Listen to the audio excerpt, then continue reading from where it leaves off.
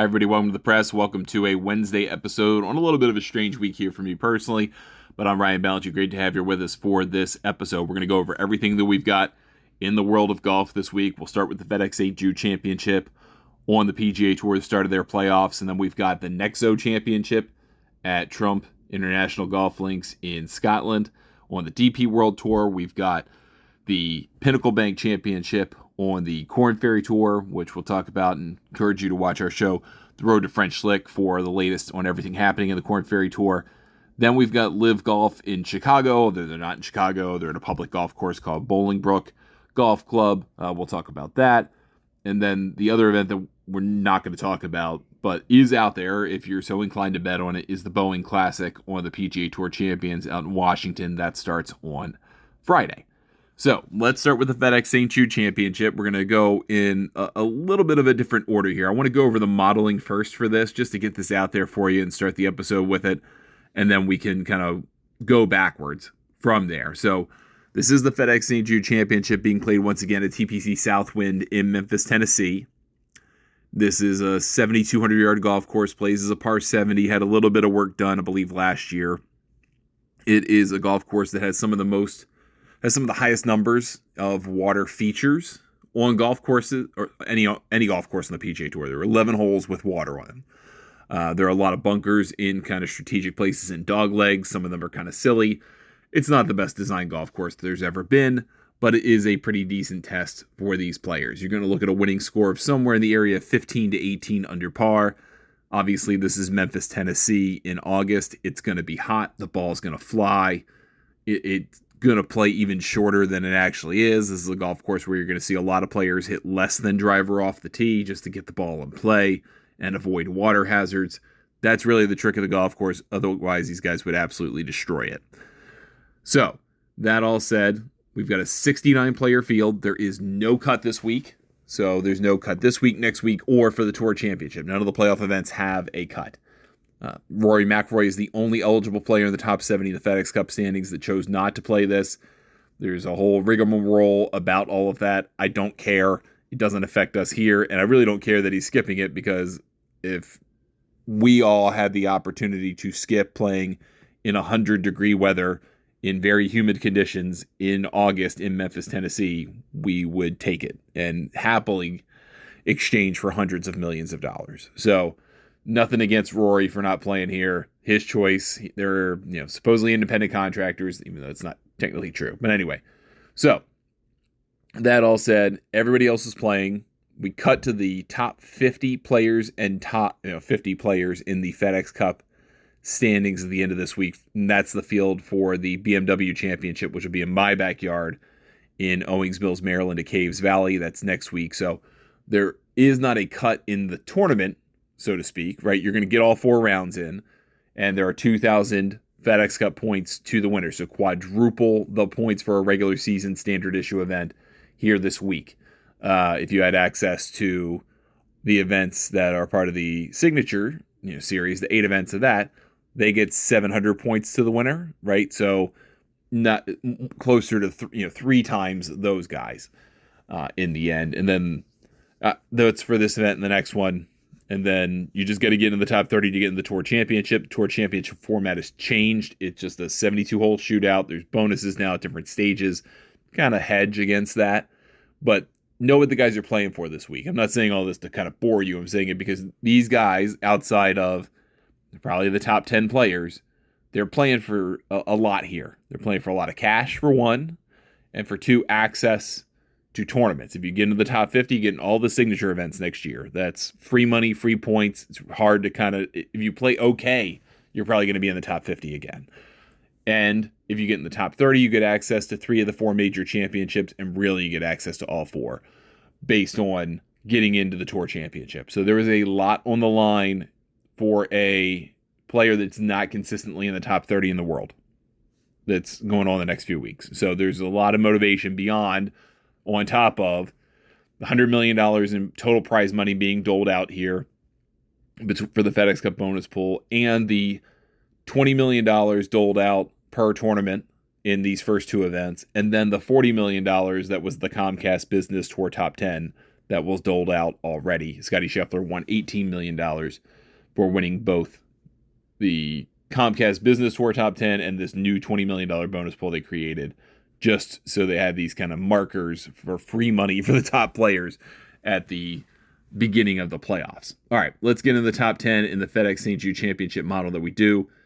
Here is your ranking. Scottie Scheffler is number 1 by almost double the number of points over Xander Schauffele. He is that far ahead. At the start of the week, I saw him at 11-4. I saw him in an offshore book just a few minutes ago at 3-1. So maybe there's not a ton of action on Scottie at that number. Maybe just someone's kind of hoping that he doesn't win. But his odds actually have gone back toward 3-1, which is kind of surprising. Xander Schauffele is number 2. Russell Henley is number 3, and he is actually pretty close to Xander Schauffele in the point scheme here. Tommy Fleetwood is 4th. Hideki Matsuyama is 5th. He's a past winner here, so he gets a big rub. Patrick Cantlay is 6th.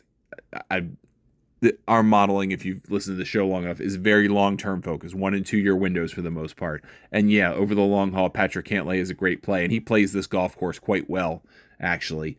However, if I were to just kind of make a top 10 guys out of thin air, and I do a ranking of that every week, regardless of what my numbers say, I would not have Patrick Cantlay in the top 25 or 26 players, It wouldn't even be close.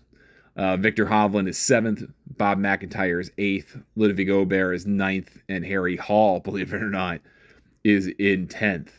And then Keegan Bradley's 11th. Justin Thomas is 12th, just in case you're curious. The other players above 1 point in our ranking, which is, I would say, it makes you a very good player.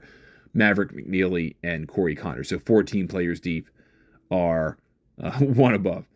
So that is the look at the top 12, 13 players this week. Down at the very tail end, you've got guys like Cam Davis, Joe Highsmith, Davis Riley, even Aldrich Potgieter, Brian Campbell.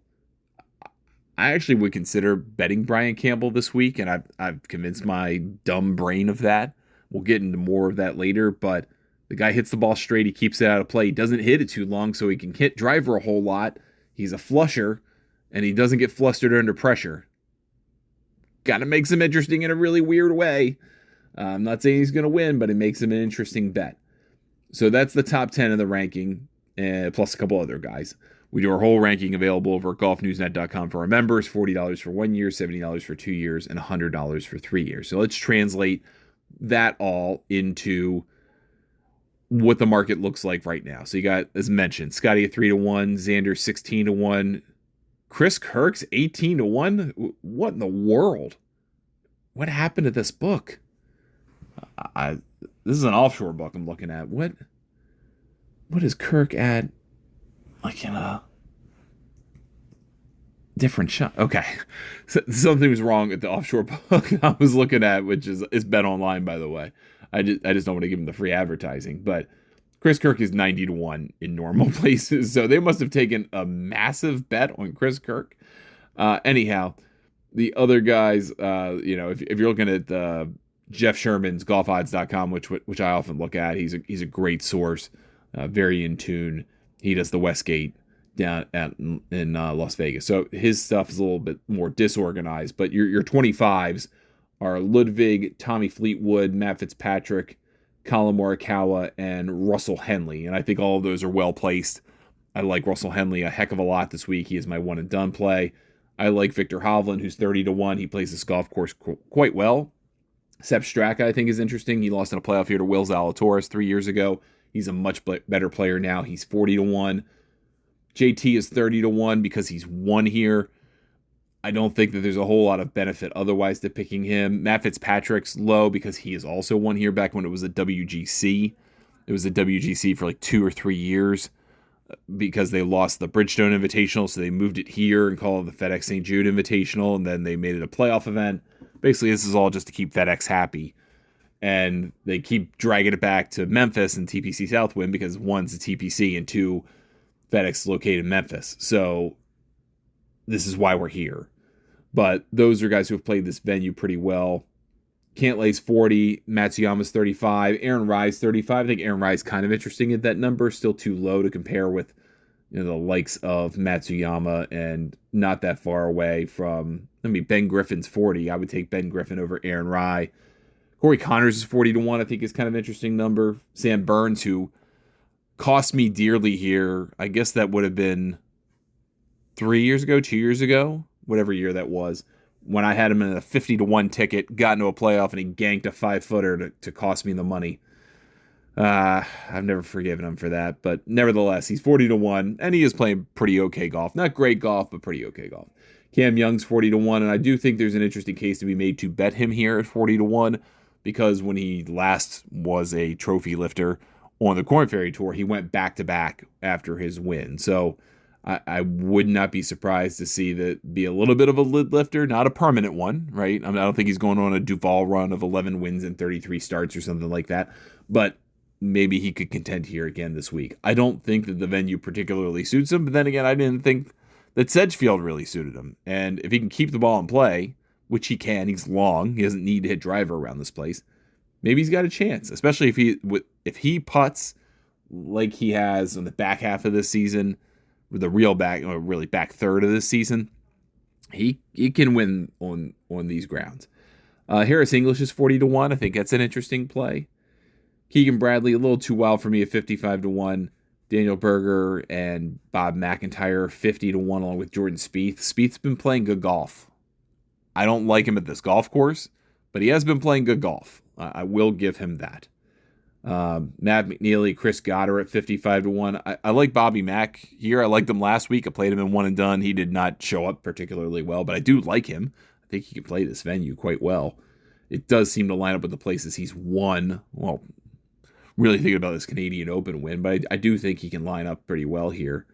Shane Lowry 60-1. I'd rather go for a Chris Goddard up in that range, I think. Goddard and McNeely are totally different guys, but I think Goddard's a guy that's got a lot more mo going right now than Matt McNeely does. JJ Spawn is 60-1, remotely interesting. Wyndham Clark is 55-1, which I do think is interesting. He has been playing well. He seems happier. I don't have a lot of pulse to put on this that he's going to suddenly become a world beater again, but the conditions are right based on the evidence and just kind of how his attitude seems that maybe something good is going to happen for him toward the tail end of this season. Denny McCarthy is a bit of a horse for course, and we haven't talked about those guys yet, but he is a bit of a horse for course at 65-1. Get JT Poston at 65-1. That'd be a no. Jake Knapp could get around with probably 5-iron. And I think I can see some parallel between his performance at TPC Twin Cities and TPC Southwind. Again, both courses have a lot of water in play. You can't really go full bore on many shots because of the water in play. He almost got it there. I think he'd be an interesting guy to look at. Kitayama 70-1. I think you probably make the same thought there. I love Chris Kirk here this week. I also love Brian Harman. They're both 90-1. I would consider playing them. I would play Ryan Gerard at 100-1. I think his game travels everywhere. I am pretty biased for him. I bet him a lot, and I've won with him, so I'm going to keep going with it. But I think those guys in that 90 to 100 range, Kirk, Harman, Gerard, Kirk and Harman have some decent results here. Harman especially, I think is worth a look. And then you kind of get into, Nico Echeverria has been playing better. He's so hard to predict, but he's been playing better, 150-1. I'm not going to play that. If you get down to like a Patrick Rogers, who's quite confident right now, but he's 200-1. Tom Hoagie, you can't play. I mean, he literally played DFL golf last week at the Wyndham. And Brian Campbell is 300-1. You've heard my weird case for him. I think I'm going to bet it. And if he wins, we'll all be shocked together, right? Rick Rungood, Rick Gaiman, has done some cool posts over the course of, especially the back half of the year, of like, hey, if you bet $100 on this guy every week, how much money would you be up or down on them? And if you bet, 100 on Scotty every week, you basically made like your money back plus $300. If you bet on Brian Harman every week at $100, you have come out way ahead because he's won at massive prices. Well, he's another massive price here. Not saying that's the reason to bet him, but I feel like his ability to actually hit driver on this golf course and his ability to keep the ball in play goes a long way here. Do I think he's going to suddenly beat Scotty Scheffler in a playoff event? No, not really. That's why he's 301. The number of people he's got to go through to win is quite different than when he won the Mexico Open, and quite different from when he won the John Deere Classic, even though the Deere Classic field was actually not bad. But you're telling me he's going to beat the first crop of guys that we listed that are 25 to 1 or less? It's hard to believe, but it's kind of a fun little bet to have there. That all said, there aren't a ton of horses for courses here. It's kind of weird in that regard for a couple of different reasons. One, it just doesn't seem to exist. And two, they've had this event basically over the last 5 years in either July or August, and they've kind of intended it to be a limited field event. So not everyone gets to qualify for it. And the guys that do seem to qualify for it every year don't seem to care for it, except Justin Thomas and Matt Fitzpatrick. And other than that, that's kind of the extent of it. So there's not much to speak of in terms of horses for courses that play here consistently. Some of the guys that would be listed aren't qualified for this event, which kind of makes it tricky. So not a whole lot to work with there. If you want to kind of look for course fits, just trying to make some comparisons between the courses. So if you're looking at the FedEx St. Jude or WGC FedEx, either way, it's basically the same, but it's about a 36-64 breakout. So it's a little bit heavier on strokes gained putting than other courses, and a little less heavy really specifically off the tee than other courses on the PGA Tour, because it's a tight driving course, because it's not so long. So there's a lot more emphasis on short game. There's a lot more emphasis on short game, to be honest with you, and putting. So than other courses, it's substantially more like 52% is short game and putting, around the green and putting. And it's just not like that at pretty much any other course on the PGA Tour. So the intrigue here is the people who win this tournament are typically not great putters. If you look historically at who's won here, especially in the last 5 years, it doesn't scream great putters. It screams flushers.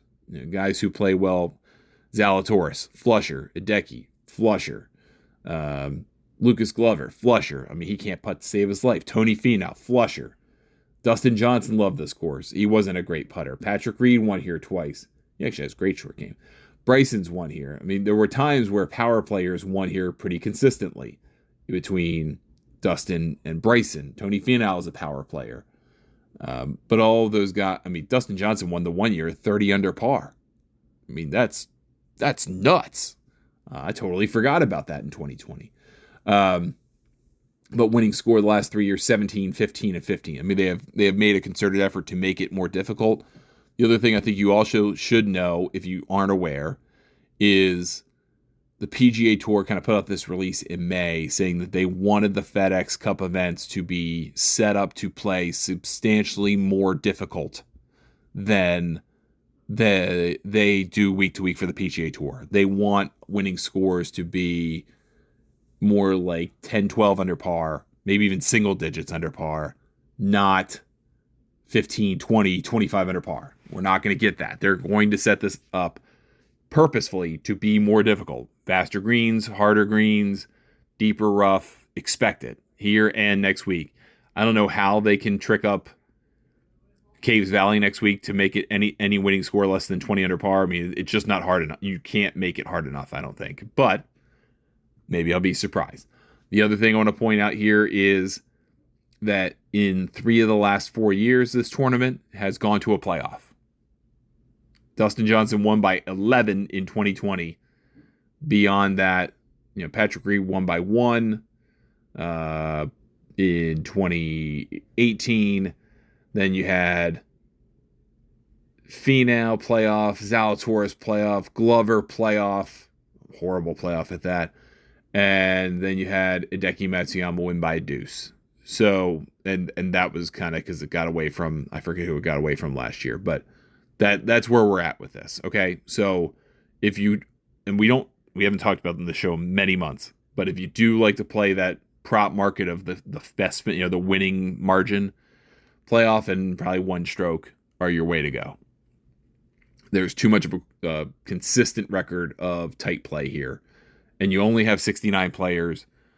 It just, and you do have kind of the best of the best, so to speak. You get a lot of flushers. You're just bound to kind of be in a tight leaderboard situation come Sunday afternoon. So I will throw that out there. If you're kind of looking at just last 5 PGA Tour events played, which is really a little bit more than that because we have Oppos and stuff, although very rare did you play in an Oppo and get this thing other than like Ryan Gerard. But if you're looking at that, I mean, obviously, kind of a lot of the same names come up. Wyndham Clark's been playing well. Echeverria's been playing okay. Matt Fitzpatrick's been playing great. Chris Goddard's playing great. Obviously, Chris Kirk's been playing well. Kitayama's been playing well. Knapp's been playing well. Jackson Koivoon, shout out. He's not playing in this, but he's going to be a stud in the fall. Scheffler, obviously, playing great. Schauffele playing better, not great, but much better, closer to his standard. Jake Knapp's been playing great. I mean, those are guys based on the last 5, 6-ish PGA Tour events played. Let's talk a little bit about our low variance friends. So we're talking about guys who are gaining strokes consistently tee to green in the last 10 events, 30 events this is 30 events, but with low variance. So lighter variance, smoother curves, better expectation. Scheffler, Keegan Bradley, Tommy Fleetwood, Sepp Straka, Shane Lowry, Siwoo, Patrick Cantlay, believe it or not, Ryan Gerard, he just can't putt. Jordan Spieth, Ben Griffin, Chris Goddard, JT, Bobby Mack. I think that's probably a representative list. So you kind of hear a lot of the guys that do well week to week on that list, right? So nothing too crazy there. Let's talk a little bit about the short-term form. So what we typically do with this is a graphic when we do the video version of the show. But we're looking at players who are gaining 1.5 strokes per round on the quality strokes gained metric, 1.2 strokes per round in the strokes gained in the aggregate. So strokes gained aggregate multiplied by a function of the official World Golf Ranking determines your quality strokes gained. Basically, you're playing against good competition or not. And then separate from that, we're looking at players who are gaining 0.6 strokes per round on the approach. So you may not be putting it great, but if you're hitting it well on the approach, you're a couple of good putting rounds away from playing great golf, right? You can be an outlier for a week putting wise and win. So looking at the guys in the total category, there really isn't much deviation, to be honest with you, between total and quality strokes gained. Our deviations are Xander Schauffele by just a little bit, and Matt McNealy by actually a fairly substantial amount. But McNealy's getting close to a stroke per average on the aggregate, and then 1.5 strokes on the quality strokes gained. So everybody else other than Xander and him are on both lists. The only guy who is on the strokes gained total list but not on the quality strokes gained list is Aldrich Potgieter, and that's because he's been beaten up on the weaker competition. That doesn't mean he's not playing well. It doesn't mean he's not performing well. Just saying the people he's playing against aren't as good. So, all right, here's that list. In order.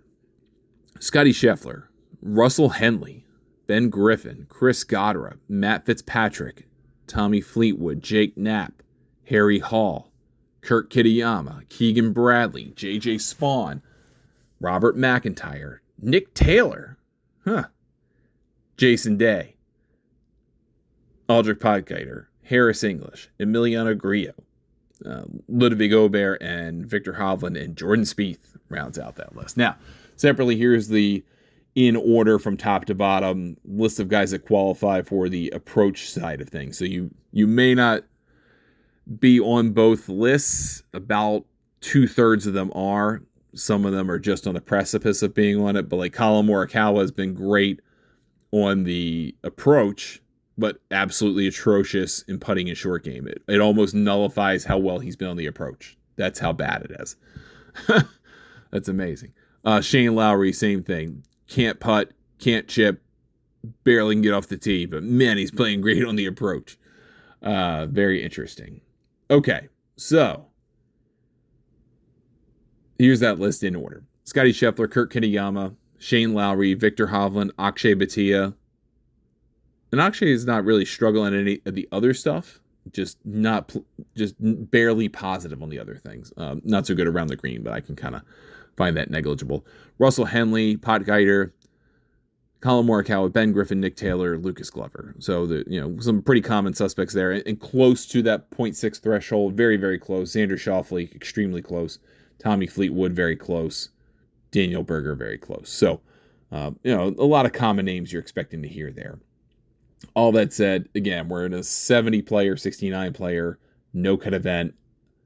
You're going to find guys like Victor Hovland to love and Russell Henley to love, and for good reason. I think you want to take a couple guys that are in the 75 to 100 range. My guys are almost all in the 90 range between Kirk and Harman and Gerard, and then go find one long shot and see if something crazy happens. And for me, that guy's Brian Campbell. So that's my thoughts on this week on the PGA Tour. Now, let's talk a little bit about LIV Golf Chicago for just a few seconds, and then we'll come back to the we won't do the Boeing Classic, but we will come back to the Corn Ferry Tour.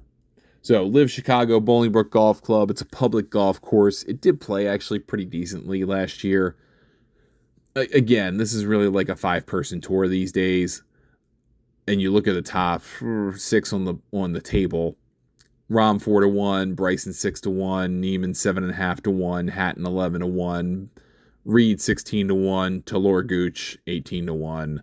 Then you get to like Sebastian Munoz, had a great year, 22-1. Cam Smith then 30-1, Puig 33, Leishman 33, Abe Answer, Brooks Koepka, Paul Casey, Sergio Garcia, Tom McKibben all 35-1. Look, if I was going to bet anybody in this tournament, I think I would probably start at Rahm, then Hatton, potentially Munoz, but I hate that number. I go down to Bubba Watson at 40, maybe a Lucas Herbert at 50. I don't know how Dustin Johnson's 55-1. He was terrible in the last event. It's just so hard to bet on this league because if you look at the bottom 25 players, you go, there's no way they're going to win. They might finish in the top 3 by sheer luck, but there's no chance any of them are going to win this thing. And it makes betting on this kind of miserable. But at least Bubba Watson's been pretty interesting. Carlos Ortiz, in a way, has been interesting. I think he could be worth a look. But there's just been so much play on LIV. So that's my short thing about LIV. It's hard to bet on it because the value stinks and half the players are unbettable. All right. Pinnacle Bank Championship on the Corn Ferry Tour. We'll talk about this as well. So this is out in Omaha, Nebraska. Next to last regular season event. We've got 3 guys who have won twice this year on the tour. If they win, then they get their PGA Tour card, but they get nothing for it right now because now they're in the playoffs. So there's no benefit to winning a third time. Not saying that they shouldn't try, but the benefit isn't quite there. So you've got Neil Shipley at 14-1, Johnny Kiefer at 16-1. Johnny Kiefer is, I think, a reasonable bet every time. He's a star in the making. Pearson Coody, 16-1, had a really nice effort at the 3M Open. It's not going to get him to the PGA Tour card status. It's going to give him plenty of starts in the fall, right? It'll give him a chance to get his card that way, but he's in a good position here to get it. So he could double dip. He could get a card through the Corn Ferry Tour for 26 and then still keep chasing in the fall. That's really the ideal scenario for him. I like his chances here, 16-1. Austin Smotherman, the other guy with 2 wins, is 20-1. Kensei Harada had a great run at the Utah Championship, 22-1. Davis Chatfield, Taylor Montgomery, both 25-1. Chatfield's won this year. Montgomery should have is a strong word. He had a really good chance to win last week. He's been playing pretty well, but I just feel like these numbers are too short. Like Zach Bouchot at 28 is kind of interesting. Chandler Blanchett already won this year. He's 33. I feel like it was a little bit more of a kind of hit or miss thing. Blades Brown at 45-1, I think is asking a lot, but he's also playing really well. He's in the top 65-ish, not quite, in points. He's going to get in all the Korn Ferry Tour Finals events, probably, with one more cash, almost a lock to get into the Korn Ferry Tour Championship as well. I mean, he's got a place to play next year, almost guaranteed. And what he's done is very, very impressive. I wouldn't be surprised if he plays well here this week. Then you start to scroll down. How you get to like Chase Koepka, like Monday queued for this thing. He's 50-1. That's a slap in the face of the rest of this tour. He's not that good. I think people just saw his name and were like, oh, I should bet that guy. I'd rather bet Quade Cummins or Cooper Dossie at 65 or 75-1. Baron Botha was T2 last week. He's 80-1. He's kind of interesting to me. Seems to be maybe coming along at the right time. Sudarshan Yalamaraju showed up recently a few weeks ago. 100-1 could be an interesting play to me this week, and that's probably going to be the extent of it for me.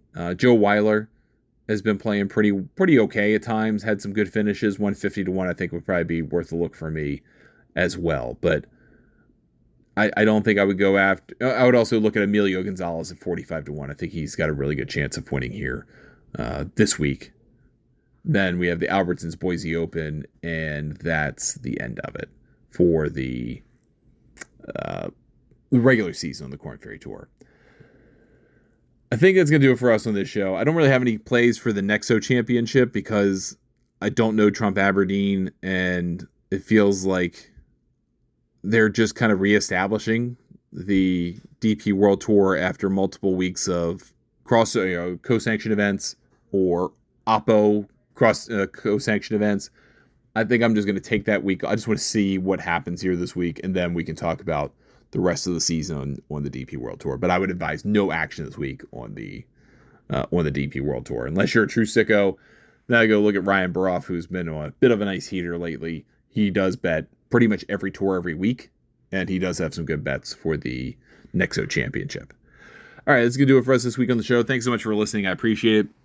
Back next week with another slate of shows. We'll talk about the BMW Championship. I think we have this next week off for LIV, and then they go back to end of the year because they're going to try and compete with the PGA Tour playoffs for some reason. Hey, have at it, whatever. We'll have some LPGA action next week as well.